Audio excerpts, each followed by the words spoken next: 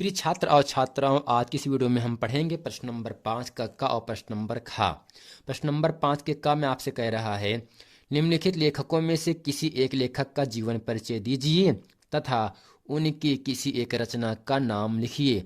पहला है डॉक्टर राजेंद्र प्रसाद, दूसरा है जयप्रकाश भारती, तीसरा है डॉक्टर भगवत उपाध्याय। दोस्तों, इन तीनों में हम आज पढ़ेंगे जयप्रकाश भारती जी का जीवन परिचय। प्रश्न नंबर खा है, निम्नलिखित कवियों में से किसी एक कवि का जीवन परिचय दीजिए तथा उनकी किसी एक रचना का नाम लिखिए। दोस्तों, पहला है माखनलाल चतुर्वेदी, दूसरा है तुलसीदास, तीसरा है अशोक वाजपेयी। इन तीनों में दोस्तों हम पढ़ेंगे तुलसीदास जी का जीवन परिचय। जैसा कि दोस्तों एग्जाम में 3-3 नंबर के लिए आपसे जीवन परिचय पूछा जाता है। आइए दोस्तों चलते हैं, सबसे पहले जयप्रकाश जी का जीवन परिचय अच्छे तरीके से हम पढ़ते और समझते हैं। जैसा कि दोस्तों एग्जाम में 2010, 12, 13, 15, 16, 17, 18, 19 में जयप्रकाश भारती का जीवन परिचय आपसे पूछा गया है और हम ये उम्मीद करते हैं 2022 में जो होने वाली परीक्षा है, मार्च के लगभग अंत में होगा, उसमें जयप्रकाश भारती जी का जीवन परिचय पूछा जाए। तो दोस्तों हम करते क्या है, सबसे पहले काली पेन से हेडिंग करके ऊपर लिखेंगे जयप्रकाश भारती और बाएं तरफ से हेडिंग करके लिखते हैं जीवन परिचय।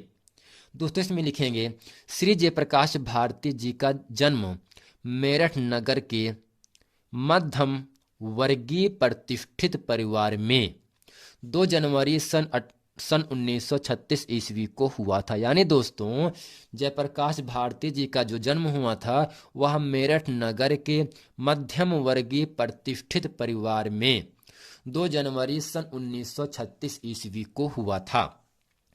इनके पिता श्री रघुनाथ सहाय मेरठ के प्रसिद्ध वकील, पुराने कांग्रेसी और समाज सेवी व्यक्ति थे।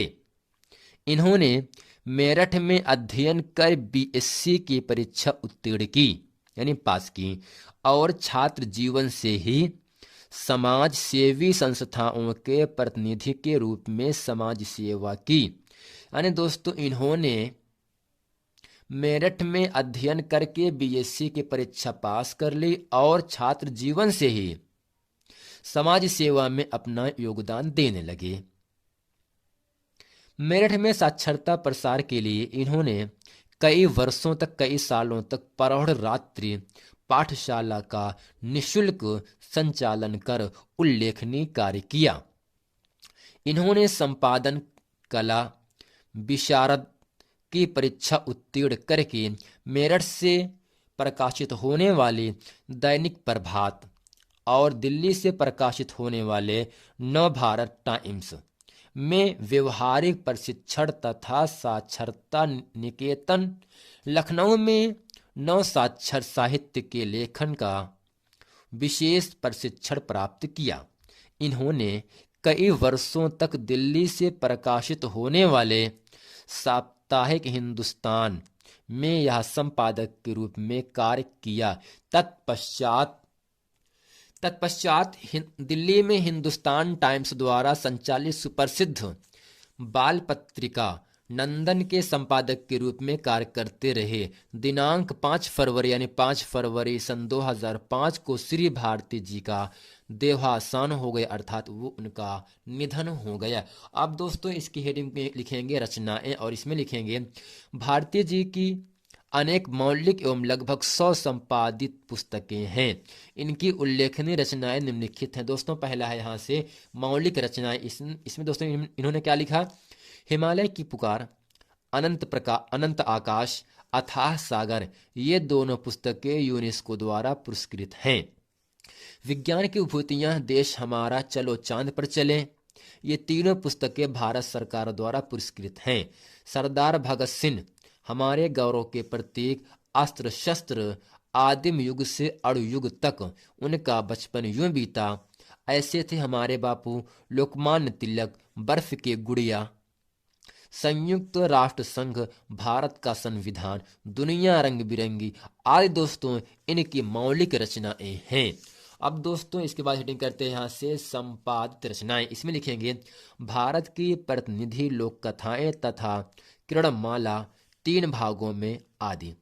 दोस्तों तीसरा यहाँ से है संपादन कार्य। साहित्यिक हिंदुस्तान में यह संपादक एवं नंदन बाल पत्रिका के संपादक, यानी दोस्तों साप्ताहिक हिंदुस्तान और नंदन, ये दोनों इन्होंने अपना संपादन किया था। अब दोस्तों इसको हेडिंग करते लिखे हैं यहाँ से, साहित्य में इनका स्थान क्या रहा। बालोपयोगी साहित्य के प्रणयन, वैज्ञानिक लेखों के साहित्यिक शैली में प्रस्तुतिकरण एवं पत्रकारिता के क्षेत्र में जयप्रकाश भारती का महत्वपूर्ण स्थान है। इन्होंने साहित्य में वैज्ञानिक लेखन के अभाव की पूर्ति कर हिंदी साहित्य में महत्वपूर्ण स्थान बना लिया। दोस्तों ये था जयप्रकाश जी का जीवन परिचय। अब दोस्तों आइए चलते हैं आपको लेकर तुलसीदास जी का जीवन पर, जो कि प्रश्न नंबर आपका 5 का खा प्रश्न है। जैसा कि दोस्तों तुलसीदास जी का जीवन परिचय जो है 10 में पूछा गया है, 11, 12, 13, 14, 15, 16, 17, 18, 19 में इनका जीवन परिचय पूछा गया है। तो फ्रेंड इसमें लिखते हैं जीवन परिचय काली पेन से हेडिंग करके इसमें लिखेंगे, गोस्वामी तुलसीदास जी का जन्म सन 1532 ईस्वी भाद्रपद शुक्ल पक्ष एकादशमी संवत 1589 विक्रम में बांदा जिले के राजापुर ग्राम में हुआ था। कुछ विद्वान इनके जन्म एटा जिले के सोरो नामक ग्राम में मानते हैं। आचार्य रामचंद्र शुक्ल ने राजापुर का ही समर्थन किया है। तुलसी सरयू पारीण ब्राह्मण थे। इनके पिता आत्माराम दुबे और माता हुलसी ने अभुक्त मूल नक्षत्र में उत्पन्न होने के कारण इन्हें त्याग दिया था। इनका बचपन अनेकानेक आपदाओं के बीच व्यतीत हुआ बीता।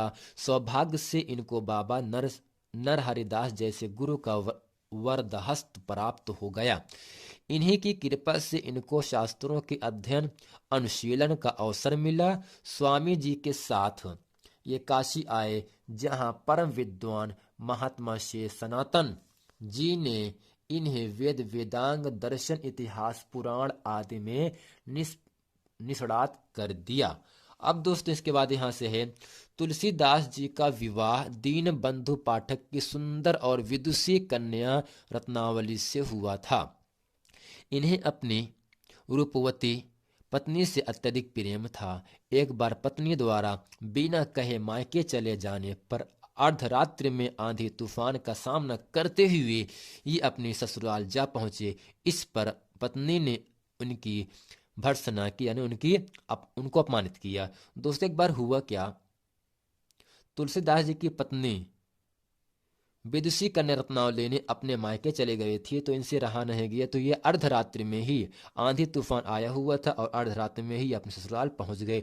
तब इनकी पत्नी ने इनके बारे में क्या कहा है दोस्तों, इसमें लिखेंगे हम, अस्थि चर्म मय देह ममता में ऐसी प्रीत, तैसी जो श्री राम महे होति न तय भव भीत। दोस्तों इसमें लिखेंगे, अपनी पत्नी की फटकार से तुलसी को वैराग्य हो गया, कष्ट हुआ।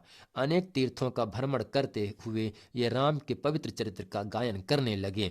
अपनी अधिकांश रचनाएं इन्होंने चित्रकूट, काशी और अयोध्या में ही लिखी हैं। काशी के अस्सी घाट पर सन 1623 ईस्वी में इनकी पार्थिव लीला का संवरण हुआ।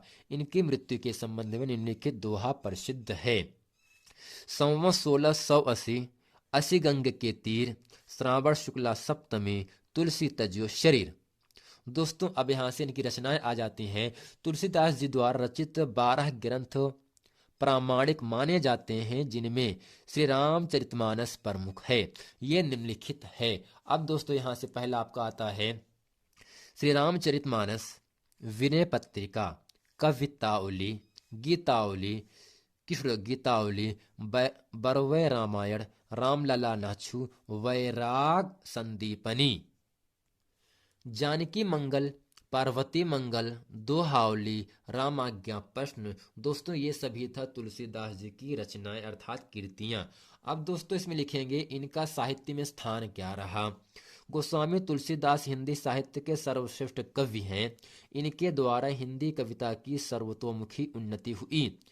इन्होंने अपने काल की समाज की विसंगतियों पर प्रकाश डालते हुए उनके निराकरण के उपाय सुझाए। साथ ही अनेक मतों और विचारधाराओं में समन्वय स्थापित करके समाज में पुनर्जागरण का मंत्र फूंका। इसीलिए इन्हें समाज का पथ प्रदर्शक कवि कहा जाता है। एग्जाम में आपसे पूछ सकता है 1 नंबर के लिए, समाज का पथ प्रदर्शक कवि किसे कहा जाता है? दोस्तों इसका उत्तर हो जाएगा आपका तुलसीदास, यानी तुलसीदास जी को समाज का पथ प्रदर्शक कवि कहा जाता है। दोस्तों उम्मीद करते हैं जयप्रकाश भारती और तुलसीदास जी का जीवन परिचय अच्छे तरीके से आप समझ गए होंगे। मिलते हैं फिर नेक्स्ट वीडियो में, तब तक के लिए थैंक यू।